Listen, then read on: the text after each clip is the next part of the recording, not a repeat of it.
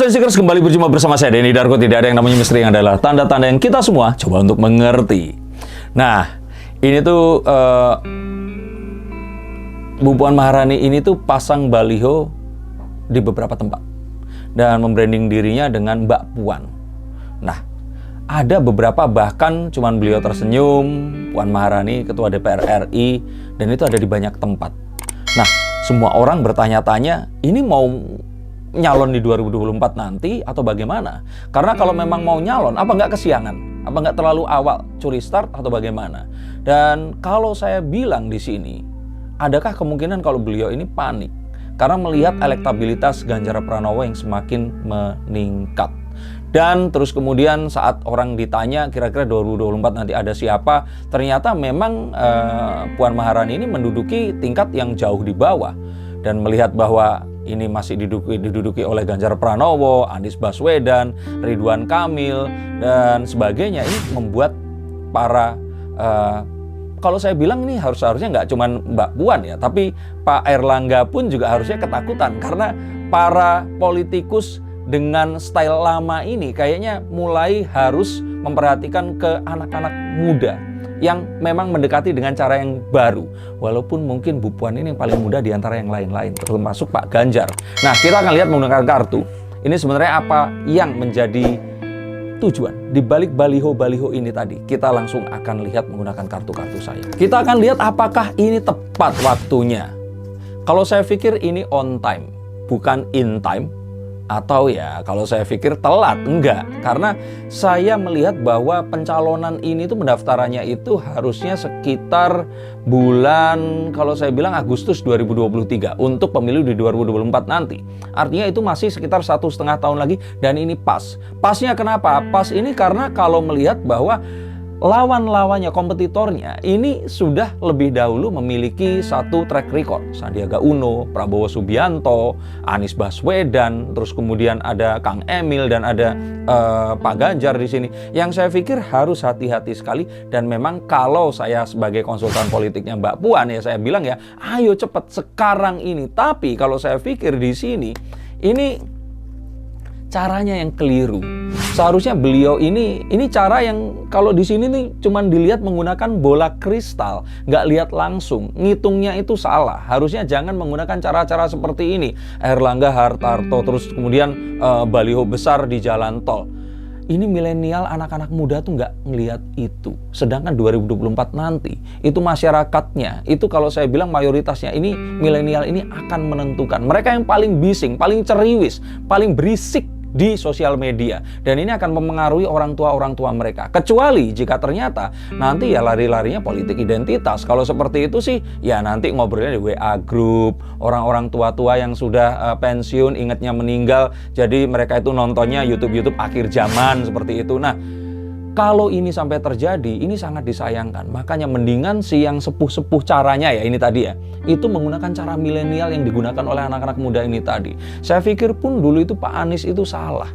Harusnya Pak Anies ini nggak masuk dengan cara seperti itu. Tapi ya sudahlah, itu sesuatu yang sudah terjadi dan kita sekarang menghadapi sesuatu yang harusnya lebih sesuai lagi. Tapi kalau dilihat apakah ini sesuai atau tidak dalam partai, saya pikir udah telat. Pengkaderan partai ini telat karena sekarang ini di partai itu sendiri beliau ini kalah populer, bahkan kalah populer dibandingkan Bu Risma sekalipun. Ini adalah satu hal yang sangat-sangat sayang karena mengingat Mbak Puan ini adalah cucu dari Bung Karno, terah langsung, dan saya pikir ya mau gimana lagi. Tapi dengan kondisi seperti sekarang, saya pikir sih itu saja, ganti konsultan politiknya deh. Jangan pakai cara-cara lama untuk menaikkan nama yang saya pikir di zaman sekarang nggak masuk akal cara seperti itu. Dan kalau seandainya itu saja, saya pikir sih nggak cukup. Bu Mega ini sebagai suara dari langit harus ikut merespon. Merespon dalam artian jangan sampai dibenturkan. Karena namanya belum naik, dibenturkan dengan seseorang yang lebih populer, ini hanya akan mematikan, kalau saya bilang, popularitas dan elektabilitasnya. Mbak Puan versus Ganjar Pranowo itu akan jadi disaster.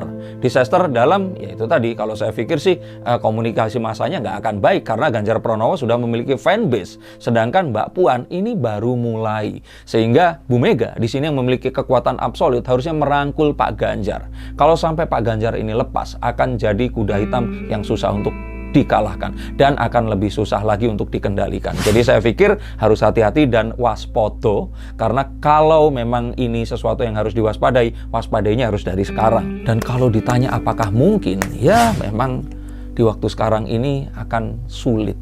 Sehingga kalau ditanya kepada saya kan lebih pilih ya sudahlah, mungkin ketua MPR oke lah ya buat Mbak Puan di sini. Kalau ternyata ngotot menjadi RI 1, kita harus lihat nanti pada tahun 2023 awal beliau ini sudah seperti apa elektabilitasnya. Kalau masih belum menyamai Bu Risma atau masih belum seperti Kang Emil saat ini, mendingan lupain aja. Dan ketua MPR kayaknya ya better than nothing lah kalau menurut saya.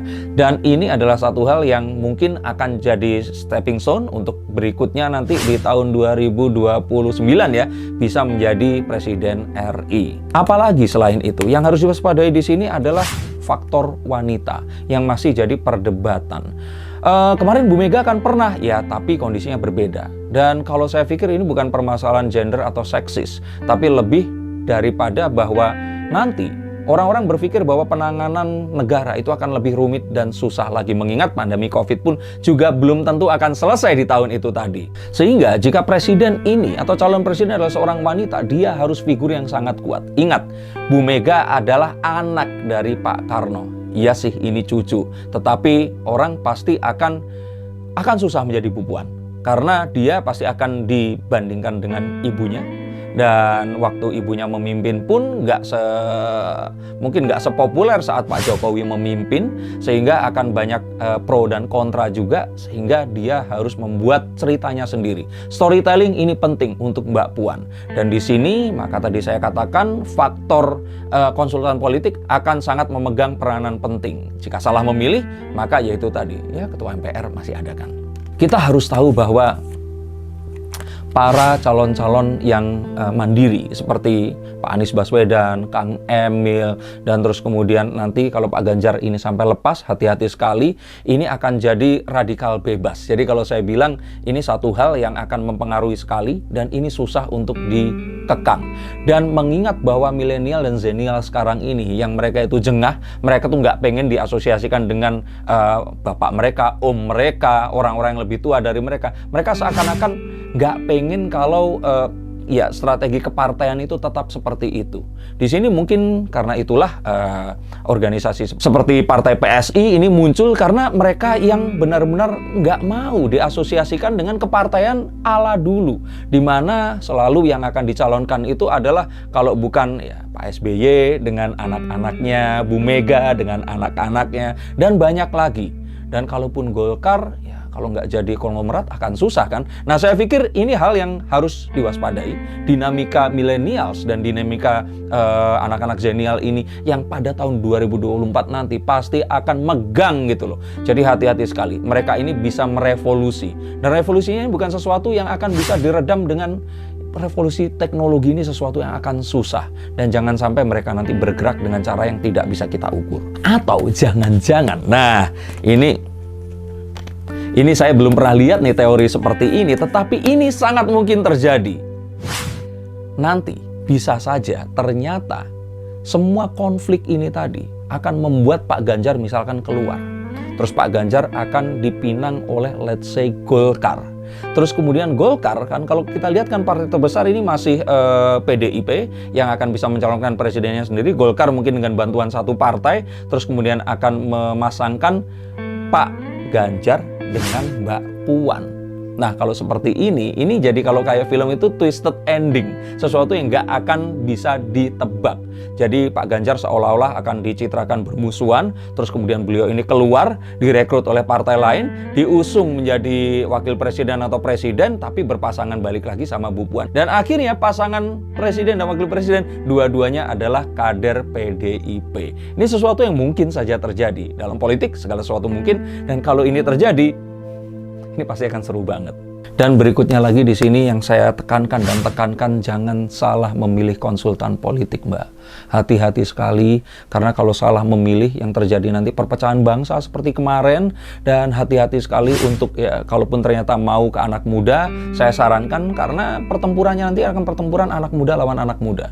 Dan kalau ini terjadi, ya Bahkan usia 40-an seperti saya dan Anda pun ini sudah nggak terhitung anak muda lagi. Anak muda ini adalah di bawah usia 30. Paling tua 35. Mereka yang menguasai medan pertempuran. Dan biarkan mereka yang memimpin kita. Ini yang saya pikir harus didengarkan. Dan jika ini terjadi, maka sebenarnya Indonesia akan masuk ke era baru yang akan bisa bersaing dengan bangsa-bangsa besar di luar sana.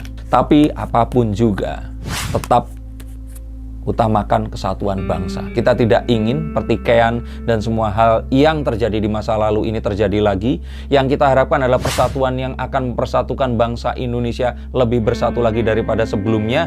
Ingat bahwa kita terpecah-pecah dalam suku dan pulau dan memerlukan satu suara yang kuat agar kita bisa bersama. Harapan saya apapun ini merupakan sebuah suksesi yang akan berjalan lancar, tidak akan terjadi satu hal yang tidak diinginkan, terutama mengangkat politik identitas yang sudah capek, lelah untuk kita lakukan. Apapun itu demi Indonesia, dan semoga yang saya katakan ini tadi bisa membawa kita berpikir kepada sesuatu yang akan membangun kita lebih baik daripada sebelumnya. Terima kasih sudah menonton konten ini. Untuk Anda semua yang tertarik ke konten yang lain, silahkan usulkan di komen di bawah ini. Sampai jumpa dan salam.